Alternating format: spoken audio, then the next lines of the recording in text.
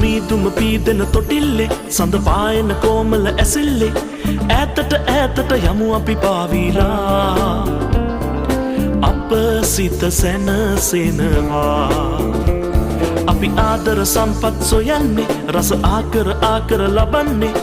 හංසලතාවට ඈගත නලවනවා අප සිත සැනසෙනවා ලඳුනේ ඔබගේ හිසකේ නල රැල් එතුනා සෙනෙහේ ගලලා ඔය